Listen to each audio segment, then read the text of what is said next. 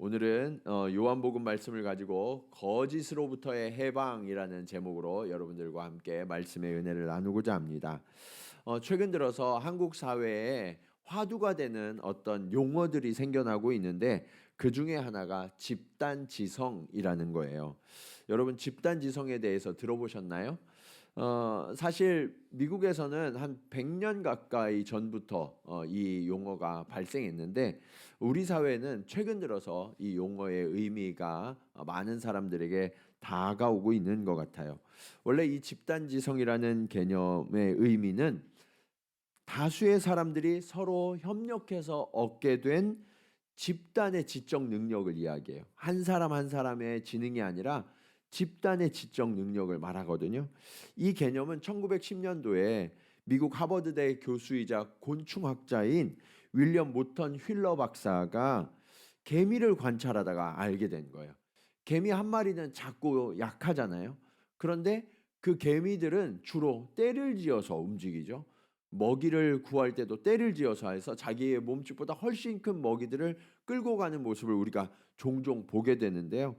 이 윌리엄 모턴 힐러 박사가 개미의 집을 보다가 깜짝 놀란 거예요.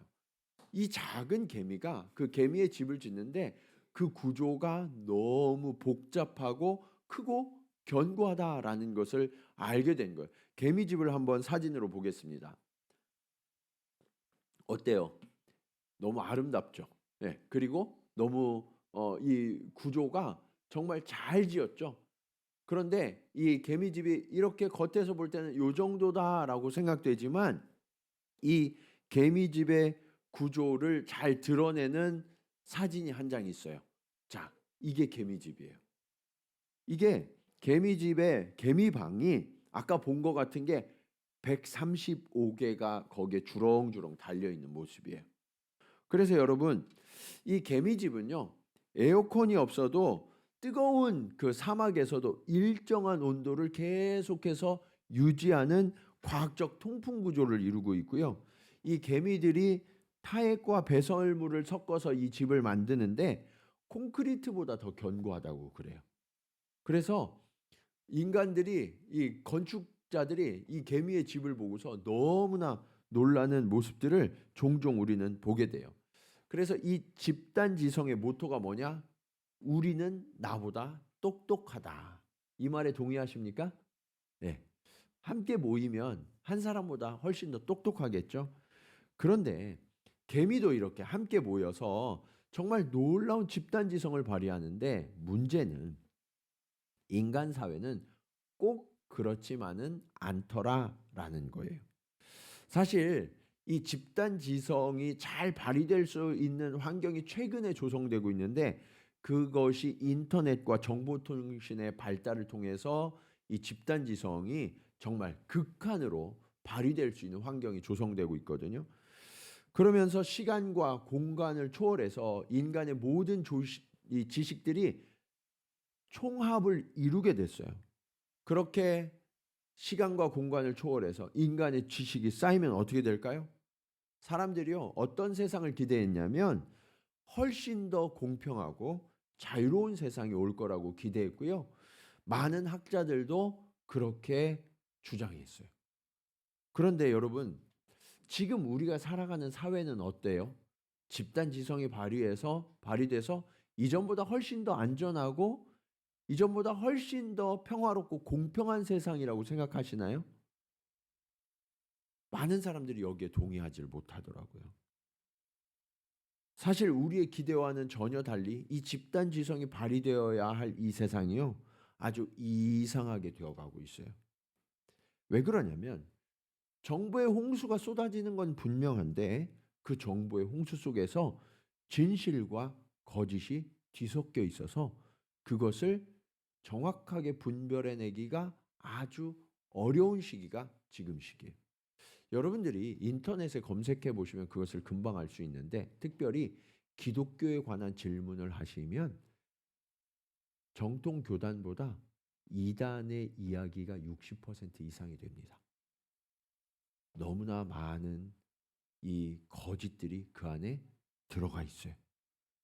그러다 보니까 많은 사람들이 뉴스를 요즘에 잘 안 믿어요. 예. 뉴스를 보면서도 그게 사실일까? 저거 진짜야? 이렇게 사람들이 질문하면서 요즘은 뉴스보다 자신이 보는 유튜브 채널이나 아니면 자기가 즐겨보는 어떤 특별한 매체가 있어요. 그래서 그 매체들의 알고리즘에 따라서 계속해서 주어지는 그 지식을 진실이라고 믿고 살아가는 게 요즘 사람들의 모습이에요. 예.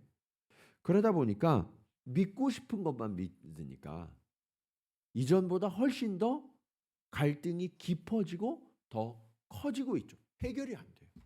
예. 그래서 이런 이유들 때문에 요즘 새로운 장르가 등장했는데 그게 뭐냐? 팩트 체크라는 거예요. 팩트 체크. 어떤 게 진짜지? 예. 그런데 우리 인간이 왜 이렇게 되었느냐? 우리 인간에 아주 깊은 근본적인 문제가 있기 때문에 그래요. 그게 뭐냐? 거짓의 문제, 거짓의 문제. 그래서 우리 인간들은요, 역사 이래로 이 거짓에 덫에 갇혀서 굴레를 쓴 채 고통하며 살고 있어요.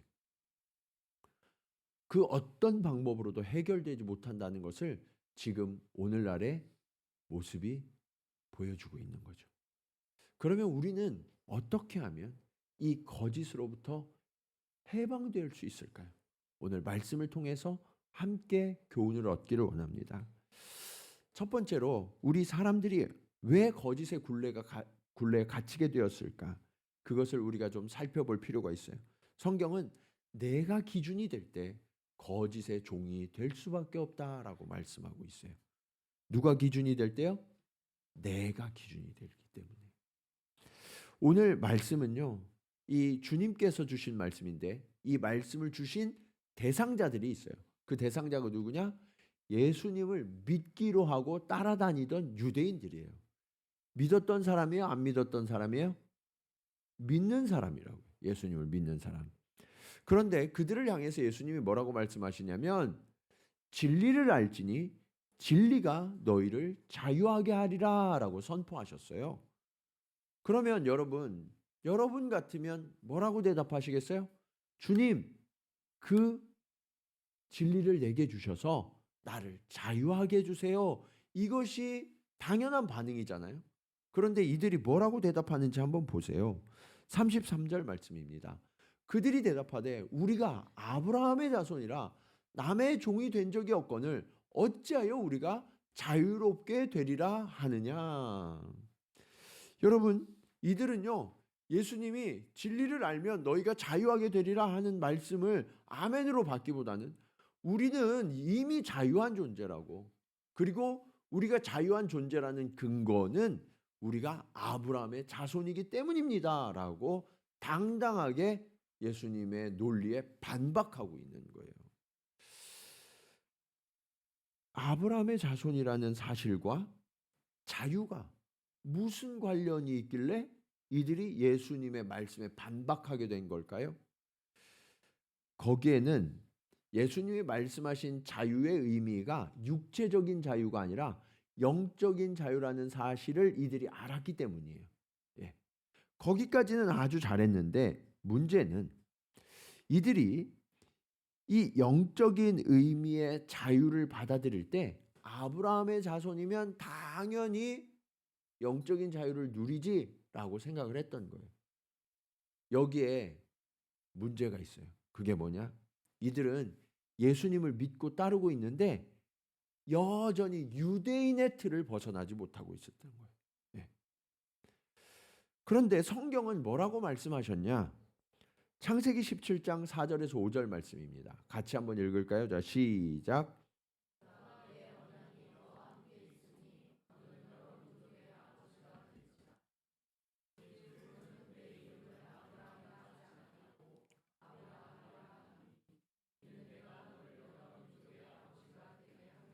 아멘. 여러분 뭐라고 말씀하세요?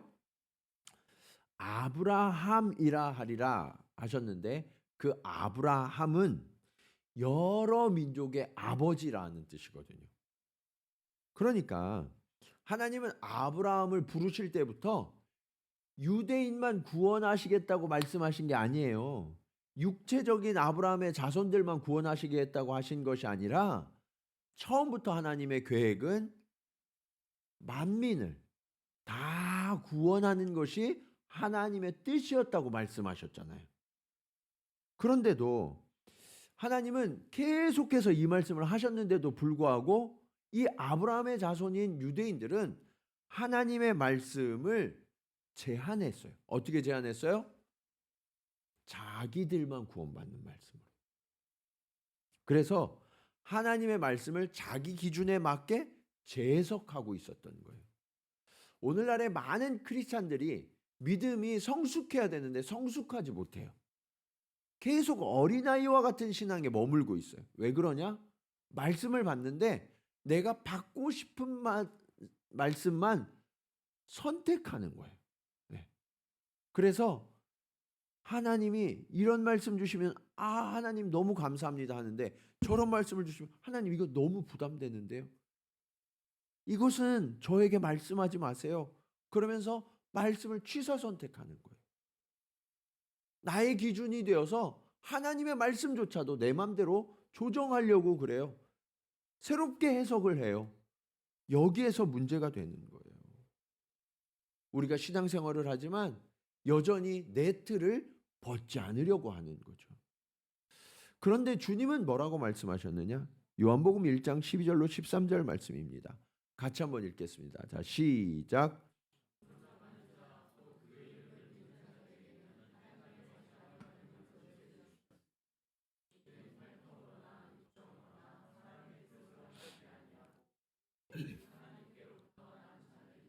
여러분 이 말씀에 보시면 혈통으로나 육체의 정으로나 그리고 사람의 뜻으로 된 것이 아니라 예수 그리스도를 영접하고 믿기만 하면 누구나 구분 없이 하나님의 자녀가 된다라고 약속하시잖아요.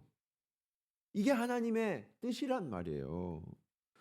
유대인들은 아브라함의 자손이면 그 혈통을 따라서 하나님의 자녀가 된다라고 생각했지만 예수님은 그게 아니라는 거예요. 성경은 그렇게 말씀하지 않는다는 거예요. 예수님을 믿기만 하면 누구나 하나님의 자녀가 되는 것이 하나님 아버지의 뜻이다라고 말씀하시죠. 그래서 여러분 말씀을 내 기준으로만 바라보면 안 돼요. 내 기준으로 말씀을 보면 우리는 오류에 빠지게 돼요. 마음대로 해석하게 돼요. 이런 사람들이 누구예요? 이단이고 사이비예요. 이단과 사이비는 말씀 중에서 말씀을 이용해요. 그들도. 그런데 말씀 중에서 내가 원하는 말씀만 골라요. 그래서 그것으로 논리를 만들어서 사람들을 미혹한단 말이에요. 거짓이죠. 여러분 마귀가 하와를 속일 때 어떻게 말했는지 보세요. 창세기 3장 1절입니다. 그런데 뱀은 여호와 하나님이 지으신 들짐승 중에 가장 뭐하다고요? 간교하니라. 뱀이 여자에게 물어 이르되 하나님이 참으로 너희에게 동산 모든 나무의 열매를 먹지 말라 하시더냐. 뱀이 간교해서 이렇게 질문했어요. 이게 무슨 뜻이냐면 하나님은요 원래 동산에 있는 모든 나무의 열매는 다 먹어도 된다고 말씀하셨죠. 딱 하나만 빼고 동산 중앙에 선악을 알게 하는 나무의 열매만큼은 먹지 마라. 그거를 먹으면 정령 죽으리라 라고 말씀하셨어요. 그래서 하나님이 다 먹게 하셨는데 이 마귀는 대놓고 하나님을 반대하는 게 아니라 아주 교묘하게 간사하게 말씀을 비틀어요.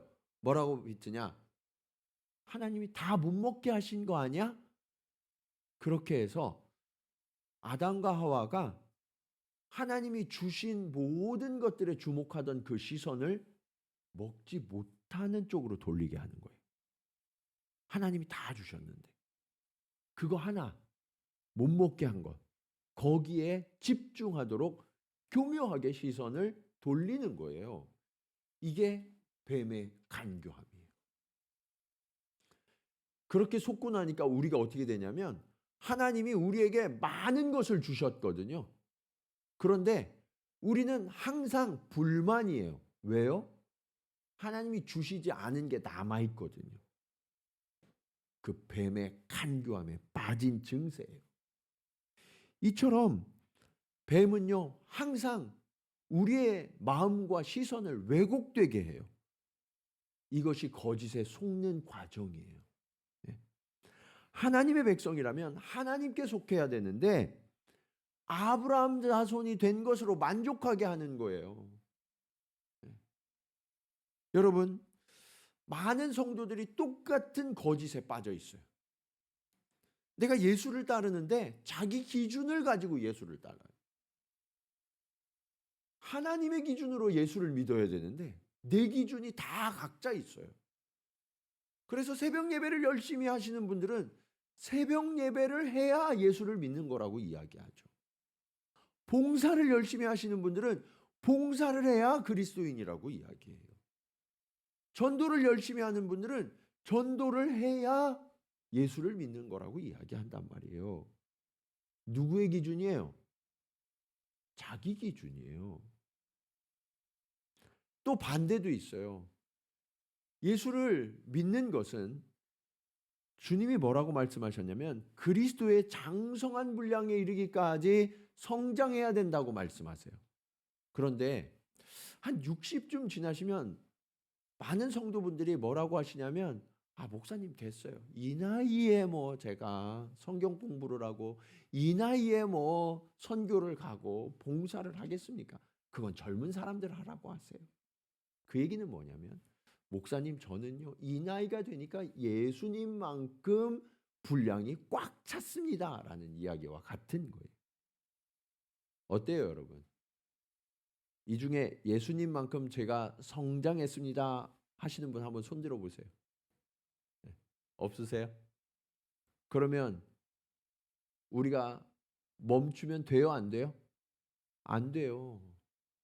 유대인에 멈추면 안 되듯이 지금 이 자리에 멈추면 안 돼요. 내 모양에 멈추면 안 된다고요. 우리는 그리스도를 닮는 그 지경에 이를 때까지 끊임없이 배우고 끊임없이 헌신하고 끊임없이 자라가야 하는 존재라는 거예요. 속지 마세요. 여러분 스스로에게도 속지 마세요. 이만하면 됐어. 이 정도면 됐어 라는 사단의 속삭임에 속으시면 안 되는 거예요. 그렇다면 우리가 예수를 믿는데 왜 이런 왜곡과 거짓이 우리에게 계속해서 일어날까요? 주님은 이것에 대해서 아주 적나라하게 말씀하세요. 오늘 말씀의 두 번째 교훈입니다. 거짓을 행하는 것은 죄의 종이기 때문이라는 거예요. 예수님은 아브라함의 자손이라는 자기 기준에 멈춰버린 이 유대인들을 향해서 아주 강력하게 말씀하세요. 34절 같이 읽을까요? 자, 시작.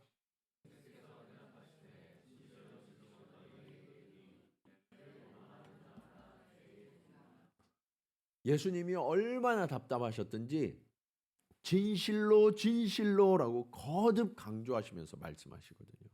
멈춰있는 성도들을 향해서. 그러면서 뭐라고 말씀하시냐면 죄를 범하면 부인할 수 없는 죄의 종이다라는 거예요. 그러면 여기서 제가 여러분에게 하나 더 질문할게요. 저는 예수를 믿었더니 죄로부터 완전하게 벗어나서 자유합니다 하시는 분 한번 손 들어보세요. 네. 저는 생각으로도 어떤 것으로도 결코 죄를 짓지 않습니다. 여러분 예수를 믿으면 죄에서 벗어나야 되잖아요. 왜 죄를 짓고 그러세요? 네. 성경이 뭐라고 말씀하세요? 죄를 범하면 죄의 종이라는 거예요. 죄의 종.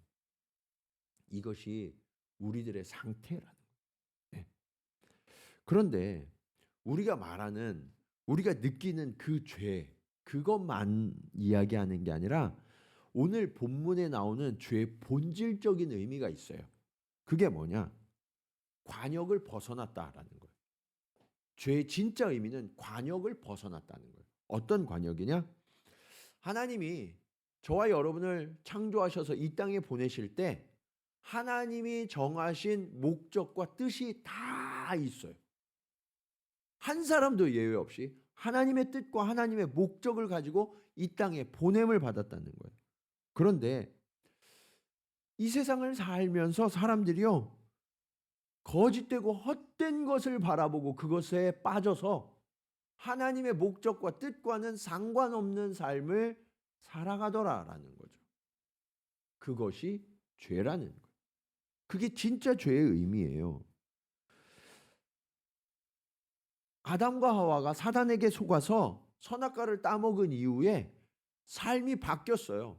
그전에는 하나님이 뭐라고 명령하셨냐면 생육하고 번성하고 땅을 정복하라라고 명령하셨어요.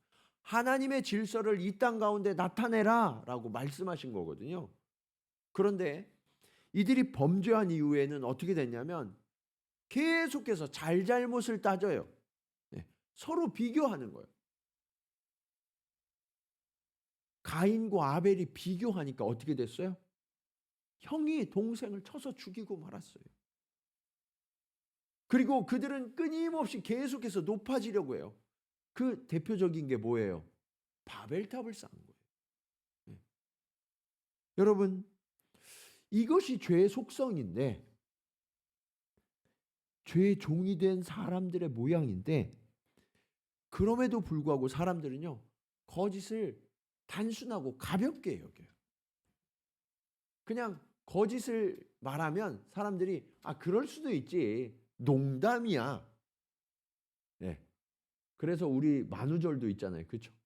거짓을 가볍게 여기는 습성이에요. 그래서 여러분, 그리스도인들은 만우절에도 그렇게 함부로 농담하시고 거짓말하시면 안 돼요. 세상의 습성이에요. 거짓을 정당화하는 습성. 네. 여러분, 이 세상이 거짓으로 가득한 증거가 우리가 거짓을 가볍게 여긴다는 거예요. 내가 거짓말하고 거짓으로 상대를 속이고 하는 것을 너무나 가볍게 여겨요. 하지만 우리 하나님은 어떠시냐? 거짓에 대해서 매우 단호하세요. 네. 잠언 6장 16절로 19절 말씀입니다. 같이 한번 읽겠습니다. 자, 시작. 여호와께서 미워하시는 것 곧 그의 마음에 싫어하시는 것이 67가지이니 곧 교만한 눈과 거짓된 혀와 무죄한 자의 피를 흘리는 손과 악한 계교를 꾀하는 마음과 빨리 악으로 달려가는 발과 거짓을 말하는 망령된 증인과 및 형제 사이를 이간하는 자이니라. 여러분, 하나님이요, 이 모든 것들을 싫어하신다고요. 아주 명확하게 말씀하세요. 거짓에 속해서 이 거짓에 속한 일들을 싫어하신다고 콕 집어서 말씀하시는 거예요.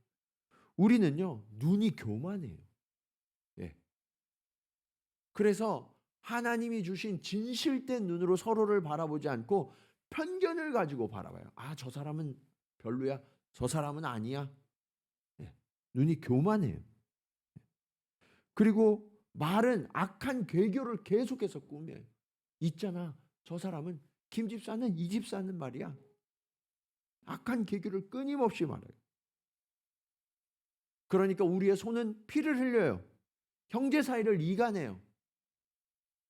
이런 일들을 하나님은요, 너무너무 싫어하신다고 성경에 계속해서 말씀하시는데 어때요?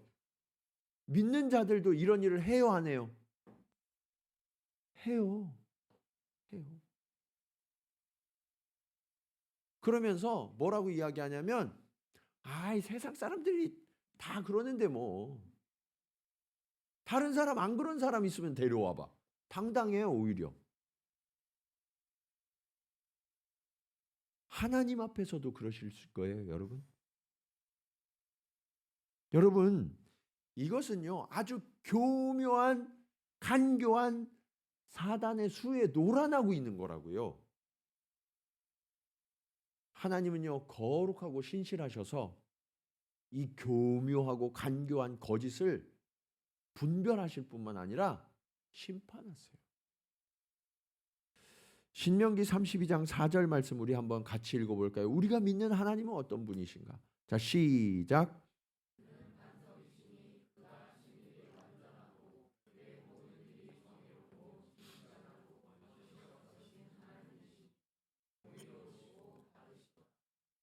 우리 하나님 어떠시대요? 완전하시대요.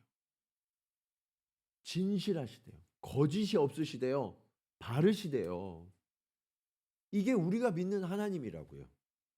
그러면 하나님을 믿는 성도요 교인이라면 이 하나님의 완전하심과 바르심과 진실하심을 따라가야 되는 것이 마땅하지 않겠습니까? 흉내라도 내야죠, 흉내라도. 예. 그런데 거짓은요, 이 진리의 길을 왜곡하고 벗어나게 하는 죄가 되는 거예요. 예. 사랑하는 여러분, 그래서 여러분 이것을 심각하게 받아들이세요.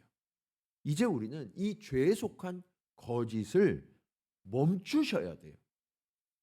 죄는 작은 모양이라도 어떻게 하라고요? 버리라 말씀하셨어요. 거짓은 죄예요.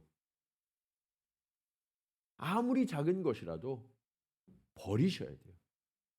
세상은 선한 거짓말이 있다고 말해요. 하나님은 거짓은 거짓이라고 말씀하세요. 선한 거짓말은 존재하지 않아요. 여러분, 우리의 생각에서 이 정도는 괜찮아. 왜곡하고 교묘하게 비트는 이런 일들을 그쳐야 돼요. 네. 그리고 여러분의 시선을 바르게 하세요. 그래서 누군가를 바라볼 때 왜곡되고 편견을 가지고 바라보는 시선들을 멈추셔야 돼요. 뿐만 아니라 우리의 입술이 거짓을 말하고 누군가를 모함하는 그 악한 말들을 남김없이 씻어내셔야 돼요. 오늘 이 결단이 저와 여러분의 결단이 되기를 간절히 축원합니다. 이것이 이제 오늘 말씀의 마지막 교훈으로 이어져요. 하나님은요, 우리를 거짓으로부터 해방시키시는 유일한 길로 인도하세요. 사실 우리가 제가 이렇게 막 열정을 다해서 이야기했지만 거짓을 말하고 행하면 안 된다는 것을 모르는 분 계세요? 다 알죠. 다 알아요. 그런데 문제는 우리가 진실해야 된다는 걸 알지만 그게 쉬워요, 어려워요? 어려워요. 정작 상황이 되고 나면 정말 너무나 힘들고 어려운 상황이 되면 그것을 모면하기 위해서 우리가 거짓말을 하는 게 우리의 모습이란 말이에요. 아무리 결단해도 자꾸 걸려서 넘어져요. 이런 모습을 볼 때마다 스스로 낙심하고, 아, 내가 예수를 믿고 따르는데 왜 죄의 종인 이 모습을 벗어나지 못하는 걸까? 낙심하고 자책해요. 여기에 대해서 성경은요, 우리의 정체를 드러내고 있어요. 적나라하게. 44절 말씀입니다. 같이 한번 읽겠습니다. 자, 시작.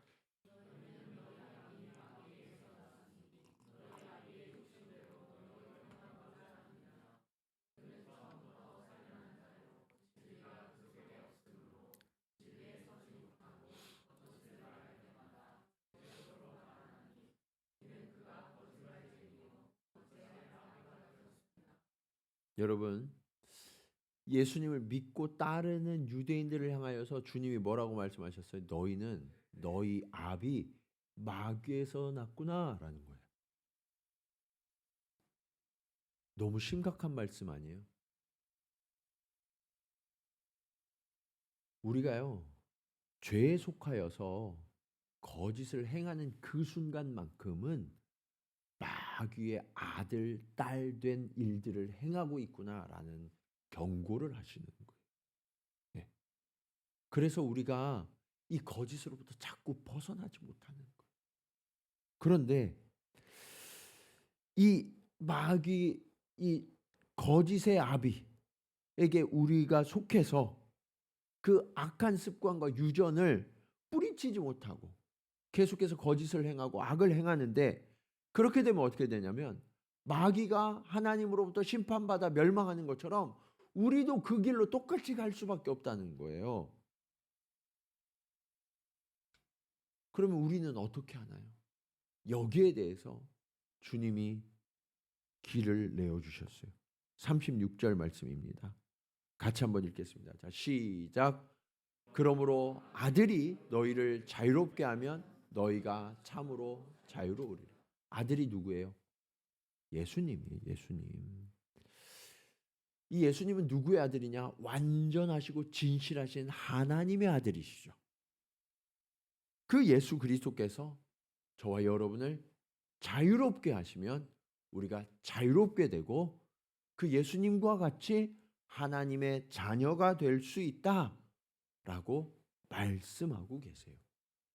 그러면 우리는 자유롭게 되는데 어떻게 자유롭게 되는가? 31절 32절 말씀입니다. 그러므로 예수께서 자기를 믿은 유대인들에게 이르시되 너희가 어디에 거하면? 내 말에 거하면 참으로 내 제자가 되고 진리를 알지니 진리가 너희를 어떻게 하리라? 자유롭게 하리라. 진리의 말씀, 그 예수 그리스도의 말씀을 우리가 살아가면 그때부터 자유롭게 된다라고 말씀하고 있죠. 그래서 여러분, 우리가 세상을 살아갈 때 거짓을 자꾸 허용했던 이유는 뭐냐면 이 거짓의 아비인 마귀에게 속아서 우리가 그냥 거짓을 말하면서도 아무렇지도 않게 살아갔는데 죄인 줄도 모르고 진리가 내 안에 들어오면 하나님의 말씀이 딱 들어와서 그게 딱 기준이 돼버리면 더 이상 내 기준이 아니라 하나님의 기준이 내 안에 들어와 버리면 진리가 어떤 것이고 거짓이 어떤 것인지를 분별할 수 있는 확실한 기준이 세워진다는 거예요. 이게 말씀의 능력이에요. 말씀의 능력. 그래서 여러분, 우리는 말씀을 알아야만 참과 거짓을 분별할 수 있게 돼요. 그러면 여러분, 이 말씀을 우리가 힘써 익혀야 할까요? 그냥 이대로 살아가도 될까요? 힘써 익혀야죠, 당연히. 말씀을 날마다 묵상하시고요. 그리고 말씀을 암송도 하세요. 그래서 내 분별력이 흐려질 때 하나님 어떻게 하죠? 라고 할 때 그 말씀의 능력으로 참과 거짓을 구별하실 수 있어야 된다는 거예요. 사실 우리는요, 세상에 속해서 세상의 것들을 배우고 익히는 동안 상대평가에 익숙해져요. 학교에 다니면 우리가 상대평가를 받잖아요. 그렇죠? 반에서 몇 등이고 전체 몇 등이고. 그러니까 내가 쟤보다는 좀 나아. 그러면서 우리가 살아가요. 평균은 되지 내가. 네. 그런데 사람들이요, 그 기준을 그대로 신앙생활로도 갖고 들어와요. 그래서 다른 사람들을 봐가면서 적당히 신앙생활을 하는데 익숙해요. 김 집사, 이 집사, 최 집사 보니까 그래도 내가 저들보단 좀 나아. 이 정도면 하나님도 만족하실 거야. 그러면서 신앙생활을 하신단 말이에요. 그런데 과연 그럴까요? 그렇지 않아요. 하나님은요, 저와 하나님 사이의 1:1 관계로 한 사람 한 사람을 보시고 한 사람 한 사람을 평가하신단 말이에요. 절대로 평균 잡아서 너는 평균보다 조금 나으니까 그래도 괜찮아, 이렇게 말씀하시지 않는다고요. 신앙생활은 상대평가가 아니라 절대평가예요. 요한복음 14장 6절 말씀, 우리가 너무나 잘 아는 말씀이죠. 한번 같이 읽겠습니다. 시작.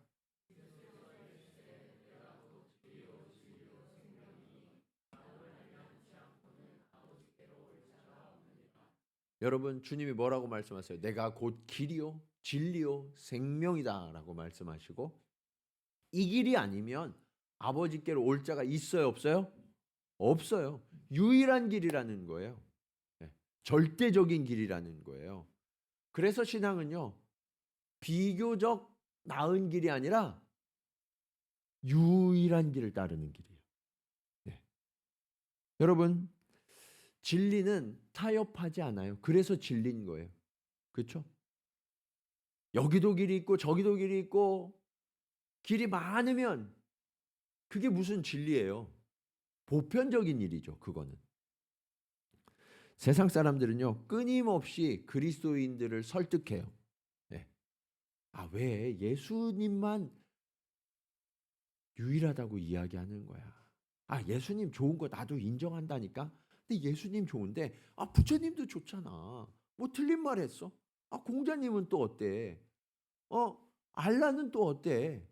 그냥 우리가 다 그러면서 선하게 살고 도덕적으로 살다가 이 사회에서 좀 잘 살다가 다 천국 가면 다 좋은 거 아니야? 왜 너만 천국 가려고 그러는 거야? 그러면서 좋은 게 좋은 거라는 타협안을 자꾸 제시해요. 그런데 예수님이 이 길이 유일한 길이라고 말씀하셨잖아요. 그래서 우리가 타협하지 않으면 어떻게 하느냐? 그때부터 거봐. 기독교인들이 이렇게 편협하고 이렇게 독선적이라니까. 그래서 내가 예수를 믿을 수가 없어. 예수는 사랑이라며. 이게 무슨 사랑이야? 말씀을 교묘히 비트는 속임수를 가지고 우리를 넘어뜨리려고 한단 말이에요. 여러분, 처음부터 마귀는요, 다른 길이 있다고 주장했어요. 유사한 길들을 만들고 영혼들을 속여서 거짓에 넘어지게 만드는 거짓의 아비가 마귀라고요. 그런데 이 거짓을 따르는 수많은 영혼들을 하나님이 구원하시려고 유일한 길, 진리가 되시는 예수 그리스도를 저와 여러분에게 보내주셨다는 사실을 믿으시기 바랍니다. 우리는 그 예수, 그 유일한 길을 따르는 사람들이에요. 그러면 어떻게 해야 되느냐? 유사한 길을 거절해야 돼요. 유사한 길. 우리도 신앙생활하면서 유사한 길이 너무나 많이 있어요. 네. 신앙생활을 한다고 하지만 여전히 내가 기준된 그 길이 유사한 길이에요. 네. 예수님이 말씀하신 것 외에는 다 유사한 길이라고요. 누가 가르쳐줬고 누가 주장하고 누가 앞서가는 그런 길이 아니라 예수의 길을 따라야 되는 거예요. 여러분, 우리는 거짓의 아버지를 떠나서 진리이신 하나님 아버지를 섬기는 자녀가 되었다는 것을 믿으십니까? 두 아버지를 섬길 수는 없잖아요. 그러니까 아주 명확한 선택을 하셔야 되는 거예요. 이제는. 다른 사람들도 그런데 이 정도는 괜찮잖아요 하면 우리는 마귀가 내 아버지입니다라고 고백하는 순간이 되는 거예요. 적당히 타협하면서 적당한 길을 가는 것은 내가 표적을 벗어나도 그래도 괜찮습니다. 내가 죄의 종입니다 라고 주장하는 거예요. 사랑하는 여러분, 진리의 길은 유일한 길이고 결코 하나님의 목적과 길을 벗어나서는 안 돼요. 우리는 종종 두려워요. 내가 진리에 속하여서 거짓을 말하지 않고 적당히 타협하지 않으면 세상을 사는 게 너무나 힘들잖아요. 그게 사단 마귀가 이 세상을 지배하면서 만들어 놓은 거짓의 덫이에요. 그러면 우리가 진리를 따를 때 어떤 일이 일어나느냐? 성경은 이렇게 약속하세요. 요한일서 4장 4절 말씀입니다. 같이 읽겠습니다. 시작.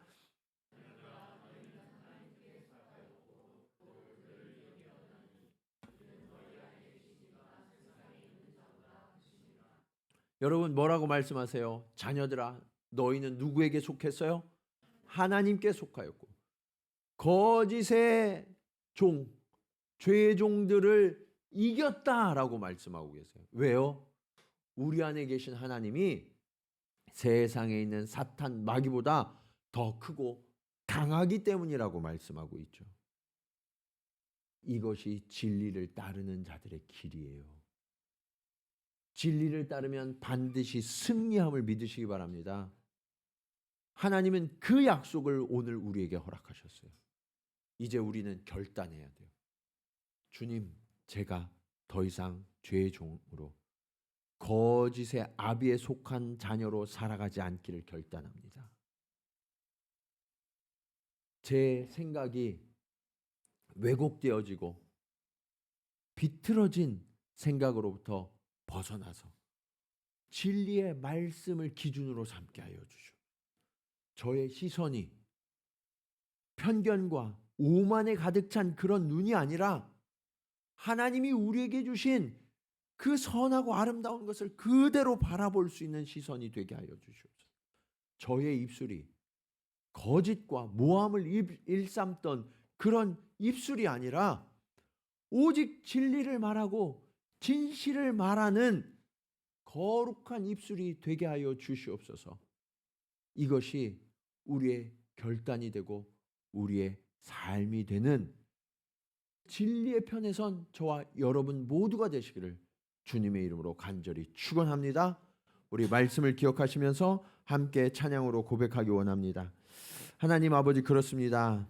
내가 예수를 믿는다고 하지만 여전히 유대인들이 주장한 것처럼 내 기준을 넘어서지 못하는 모습이 있습니다. 주님, 내가 거짓을 행할 때 그것은 죄의 종이며 마귀의 아들이기 때문이라고 주님 말씀하십니다. 주님, 이제 그 죄의 길로부터 내가 벗어나기를 원합니다. 주님, 내가 진리를 따르게 하시고 진리의 말씀의 기준을 가지고 승리하는 삶을 살아가게 하여 주시옵소서. 우리 그런 고백으로 함께 찬양 드리시겠습니다.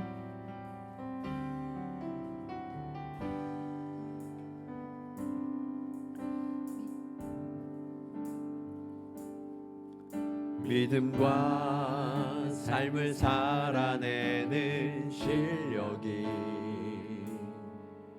너무나 다른 내 모습을 볼 때에 이 모습도 주가 사랑하실까? 자신 없는 내 모습 그저 주님 앞에 있네. 나 같은 자도 사랑하여 주시고 한 번도 나를 떠나지 않으셨네. 아픔 속에 주를 작게 여긴 날 꾸짖지 않으시고 내 손 잡아주시네. 오직 주님 안에 두려움 없네. 고난을 통해 날 만드심을 믿네. 주님만이 내 모든 것 되시네. 주의 강한 손 날 붙드시네. 오직 주님 안에 소망 있네. 내 삶을 통해 영광 받으실 주님, 주님만이 내 모든 것 되시네. 주의 선하심 나 노래. 오직 주님 안에 두려움 없네. 오직 주님 안에 두려움 없네. 고난을 통해 날 만드심을 믿네. 주님만이 내 모든 것 되시네. 주의 강한 손 날 붙드시네. 오직 주님 안에 소망 있네. 내 삶을 통해 영광 받으실 주님, 주님만이 내 모든 것 되시네. 주의 선하심 나 노래하네. 그렇습니다. 우리는 주의 선하심을 노래하는 자들입니다. 그리고 주님만이 내 모든 것이 되심을 고백하는 자들입니다. 주님, 지금까지 우리가 주님을 믿는다고 했지만 여전히 내가 기준되었고 내가 주인 되는 삶을 벗어나지 못하고 있었음을 주님 고백하며 회개합니다. 주님, 주님을 따라가야 하고 하나님께서 우리에게 주신 목적과 사명을 살아가야 하는 자들인데 관역을 벗어난 화살처럼 세상에 거짓되고 헛된 목표들, 성공과 부유함과 명예와 권력을 위하여 달려가는 삶을 멈추지 못하는 우리를 주님 용서하여 주시옵소서. 주님, 이제 우리가 거짓의 압이 된 그 마귀의 길을 따르는 길을 벗어나서 나의 아버지 되신 진리가 되시고 거룩하신 하나님 아버지를 온전히 따르는 삶을 살기로 주님 결단하오니 주님 진리의 영이신 성령을 우리에게 부어 주시옵소서. 그리고 주님, 우리가 거짓으로부터 해방되어서 하나님의 진리를 말하며 하나님의 진리를 바라보며 하나님의 진리를 행하는 주의 자녀로 살아가게 하여 주시옵소서. 간절한 마음으로 함께 기도 드리시겠습니다. 할렐루야. 아버지 하나님, 은혜를 감사합니다. 아버지 하나님, 오늘 우리의 삶을 돌아볼 때 우리가 주를 믿고 주님을 고백하고 있지만 여전히 죄의 종이 되어서 거짓의 아비인 이 마귀를 따라서 살아가고 있는 어리석은 자였음을 주님 고백하며 회개합니다. 아버지 하나님, 세상의 헛된 기준, 거짓된 것에 속아서 하나님의 진리를 따르는 길을 거절하고 아버지 하나님, 여기까지라고 나의 기준을 세워놓고 넘어서지 못하는 이 어리석은 자들을 주님 용서하여 주시옵소서. 주님, 이제는 하나님의 진리의 말씀, 그 주의 진리의 말씀을 내 안에 새기며 거짓과 참된 것을 구별하며 날마다 하나님의 그 놀라운 은혜를 구하며 살아가는 주의 자녀들 되게 하여 주시옵소서. 아버지 하나님, 악은 어떠한 모양이도 버리게 하시고 아버지 하나님, 거짓과 죄를 거절하는 주의 자녀들 되게 하여 주시옵소서. 아버지 하나님, 오늘 우리의 삶 가운데 여전히 거짓이 남아있는 것들이 있습니까?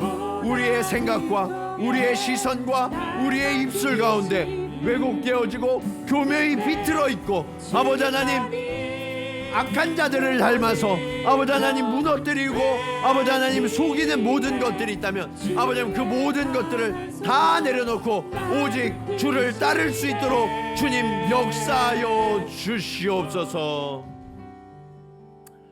아버지 하나님, 그렇습니다. 오늘 주님을 따르던 유대인들처럼 우리 스스로 내가 여전히 주인 노릇하면서 내가 기준을 잡고 이만큼 내가 예수를 믿는다고, 그러면 누구보다 나으니까, 평균보다는 잘하고 있으니까 괜찮다고 스스로 속이고 거짓에 넘어진 이러한 신앙을 이제는 그치게 하여 주시옵소서. 주님, 간절히 간구하오니 진리이신 예수 그리스도, 그분만을 바라보며 타협하지 않는 믿음으로 날마다 주를 닮아 나아가는 주의 자녀들 되게 하여 주시옵소서. 아버지 하나님, 진리는 유일합니다. 그 유일한 길을 우리가 따르는 것을 결단코 주저하지 아니하게 하시고 멈추지 아니하게 하셔서 아버지 하나님, 하나님이 우리에게 명령하신 그 진리의 길을 끝까지 살아갈 수 있도록 주님 인도하여 주시옵소서. 주님, 간절히 간구하오니 하나님 아버지께서 우리 각 사람에게 부여하신 하나님의 목적과 하나님의 뜻을 우리가 바르게 바라볼 수 있는 시선을 허락하여 주시옵소서. 다른 사람과 비교하지 아니하게 하시고 오직 하나님이 내게 부여하신 그 목적과 비전을 바라보고 그 목적에 합당한 삶을, 그 목적으로부터 한치도 벗어나지 않냐는 진리의 삶을 살아낼 수 있도록 주님 인도하여 주시옵소서.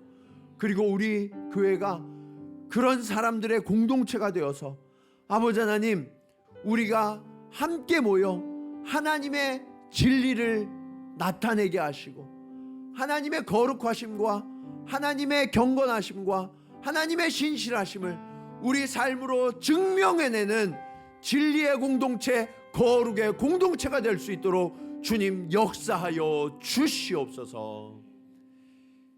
이제는 유일한 진리의 길, 생명의 길을 우리에게 허락하신 예수 그리스도의 은혜와 우리에게 진실이 무엇인지 또 진리가 무엇인지를 날마다 가르치시고 인도하시는 아버지 하나님의 크신 사랑하심과 우리 안에 거하셔서 진리의 길을 따르도록 우리를 인도하시는 성령님의 감화감동 교통하심이 오늘 말씀을 따라 이제는 우리를 속였던 거짓의 아비의 길을 버리고 오직 진실하며 완전하신 하나님 아버지의 길을 따르기로 결단하며 나아가는 사랑하는 성도들의 걸음걸음 위에 또 그들의 모임인 우리 동경지구촌교회 여정 가운데 이제로부터 영원토록 함께 하시기를 간절히 축원하옵나이다.